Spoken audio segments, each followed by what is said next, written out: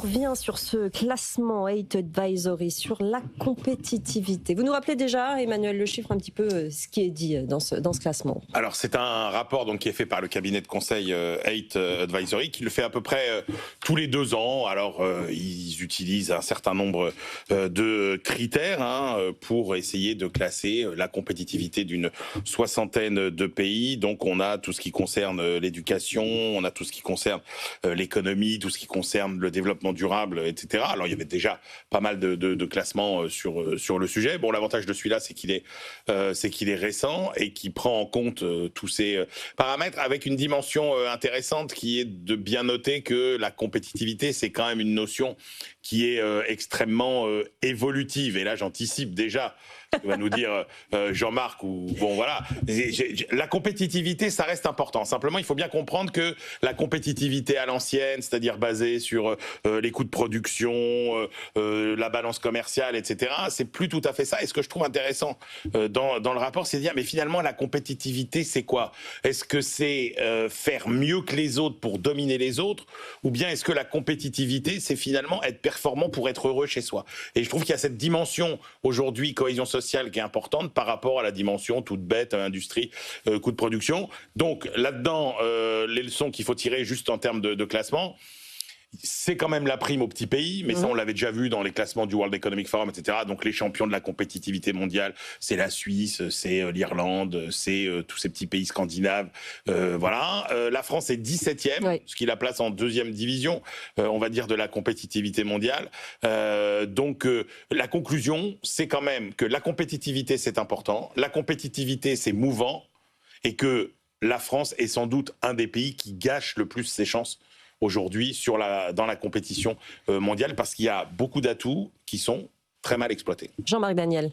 Oui, effectivement, je vais rebondir sur ce que vient de dire Emmanuel. Pour une fois, je vais être d'accord sur une chose, c'est que le mot compétitivité, comme il dit, c'est une notion fluctuante. Et en économie, normalement, quand on a un mot, on le définit une bonne fois pour toutes.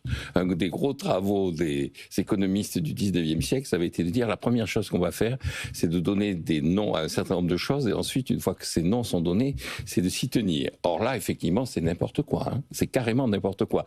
C'est-à-dire que la compétitivité telle que moi, je l'ai toujours enseigné à mes étudiants pendant plusieurs années, c'était de dire, ça se mesure normalement par les parts de marché que vous avez à l'international et ça se mesure par des excédents ou des déficits extérieurs. La seule année où on a dégagé un excédent extérieur, qui est l'année 2024, on perd 12 places de compétitivité. On était 5e dans le classement précédent. En 2024, où on a été en excédent extérieur, on se retrouve 17e. Le pays qui est le plus en excédent extérieur au monde, qui est l'Allemagne, est 10e. Ah, il a de la chance, il est quand même devant le Royaume-Uni, qui est le 11e, qui est le 2e plus gros déficit extérieur de la surface de la planète. Et les États-Unis, qui est le plus gros déficit de la surface de la planète, est 19e, devant le Japon, la Corée, l'Espagne, qui dégagent des excédents qui n'arrêtent pas de s'accumuler. Donc, le mot compétitivité est totalement détourné, et donc, à partir de ce moment-là, ça devient n'importe quoi. À partir de ce moment-là, on peut se poser la question de quels sont les véritables enjeux qu'il y a derrière. Alors, je pense qu'il y a là aussi 3 erreurs qui ont été commises. La première, c'est que un des éléments clés, si on n'est pas compétitif, c'est que on est menacé par son déficit extérieur de voir sa devise s'effondrer.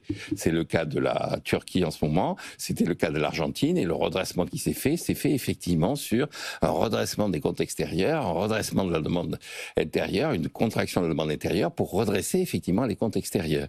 Bon, et donc là, on ne nous parle pas du tout de ça, pour une raison simple, c'est qu'en France, notre devise n'est pas menacée, notre devise, elle est partagée. Donc, ce n'est pas un problème en tant que tel, la compétitivité au véritable sens. Le deuxième enjeu, et donc là, en revanche, pour une fois, il y a un élément, c'est qu'ils disent le problème de la France, c'est sa fiscalité. Mais sa fiscalité, c'est pas un problème de compétitivité, c'est un problème de sphère publique qui est beaucoup trop importante, et c'est un problème, effectivement, d'incapacité de l'État à se réformer. Et la troisième remarque que je ferai, c'est que de toute façon, dans l'analyse du commerce extérieur, le véritable enjeu, c'est pas tellement les exportations, ce sont les importations. Et le véritable problème de l'économie française, qui n'apparaît pas dans le rapport, c'est que ce déficit budgétaire, le déficit des finances publiques est utilisé pour donner du pouvoir d'achat à une population qui ne travaille pas assez par rapport à ce pouvoir d'achat. Donc c'est pas un problème de compétitivité, c'est un problème de qualité, de quantité du travail. Vous le jetez complètement à la poubelle, ce rapport. Ouais, mais là, moi, c'est un débat qu'on a avec Jean-Marc éternel, c'est-à-dire qu'il est figé dans des concepts qui ont été définis à des époques où l'économie n'avait rien à voir à ce qu'elle est aujourd'hui. C'est-à-dire qu'on peut toujours considérer que la compétitivité, sa définition, la bonne, c'est celle du 19e siècle. Sauf que la réalité, c'est que ce qui fait votre création de valeur, parce qu'en fait, la compétitivité, c'est quoi? C'est votre capacité finalement, à faire un peu mieux que vos concurrents pour essayer de gagner votre vie. C'est pas plus compliqué que ça, la compétitivité. Et d'avoir des parts de marché. Et oui, donc, quand vous êtes en déficit extérieur, vous n'êtes pas compétitif. On voit bien que la création de valeur, elle vient pas du tout du même endroit aujourd'hui que de là où elle venait il y a un siècle. Les comptes extérieurs rendent compte de ça. Et encore une fois, je pense pas que effectivement, je pense qu'effectivement là où peut-être que le mot compétitivité est trop restrictif par rapport à ce qu'il y a dans ce rapport. En fait, on est sur un rapport qui est aussi à mi-chemin entre la compétitivité à l'ancienne telle que l'a définie Jean-Marc et ce qu'on pourrait appeler une espèce de bonheur social qui est encore mal défini. Et il y a ça qui joue dans ce rapport. C'est que moi, ce que je lis dans ce rapport, c'est effectivement, là où Jean-Marc a raison, c'est peut-être pas le rapport des pays les plus compétitifs du monde, mais c'est quand même les pays dans lesquels on est le plus heureux, dans lesquels il y a le plus de cohésion sociale. Et je pense qu'effectivement, Jean-Marc, on est plus heureux aujourd'hui quand on vit en Suisse ou en Nouvelle-Zélande que quand on vit aux États-Unis, malgré la situation de leur balance extérieure qui n'a plus grand-chose à voir avec la cohésion sociale et le bonheur. Merci beaucoup, messieurs, pour ce débat.